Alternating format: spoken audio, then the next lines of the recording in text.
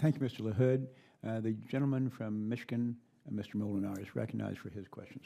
Thank you, Mr. Chairman, and Dr. Brothers, thank you for being here with us today. And I was looking through your background, and I noticed you were with the Department of Defense.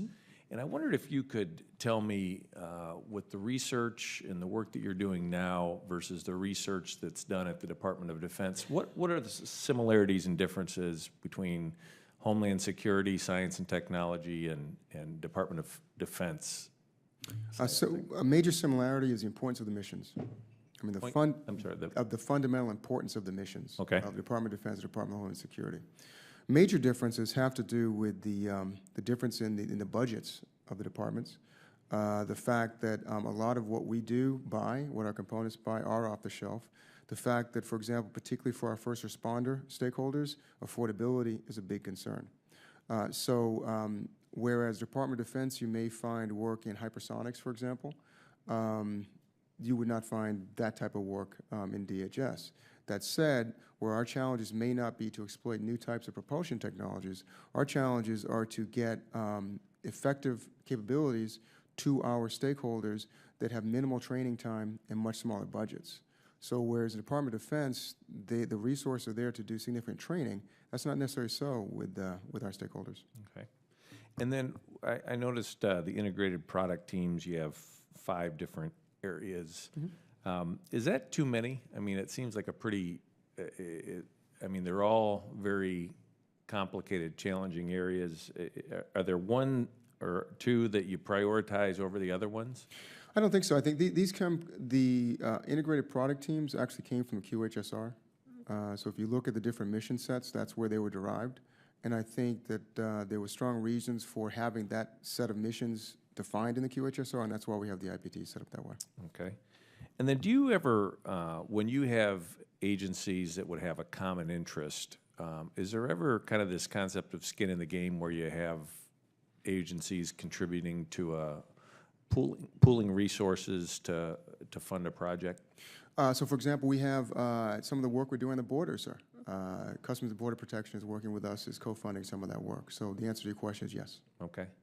And have you been able to find, I'm sure just with your experience in defense as well as, you know, the other areas, do you feel like we're doing this the most efficient way? Or, you know, I can imagine at a large corporation when they have a research component, you know, sometimes it's centralized and different entities feed into that. And that other places, each of the different entities would have their own research component. Do you feel that we're doing things the best way, most efficient way possible here in the federal government? So I appreciate you bringing that up. Because of time constraints, I wasn't able to talk about that in my opening statement. But I think that structure is one that we're trying to implement right now. So when I was in the Department of Defense, one of my challenges was trying to understand how to make the Department of Defense laboratories more effective, if you will. And I started looking at different business models, corporate models. And it's just like what you say. If you go to a lot of the large corporations, what you find is they'll have a central research facility that tends to look at cross-cutting, more basic research areas. Then the business areas, whether, let's take a defense contractor, they might have electronic warfare business unit, they might have a platforms business unit, communications business unit. Each one of these business units independently will have their own R&D section as well. This will be more applied. What I found with the more effective of these corporations was there was a constant interplay between the staff at the central research facility and those at the business unit. Why is that important? It's important because you need the researchers to understand the market dynamics, and you need the applied engineers to understand the art of the possible from the basic research. And so so we've done that. We started what we call a Pioneer Program. The Pioneer Program actually puts our staff into, right now in the Coast Guard, for example, into their R&D center.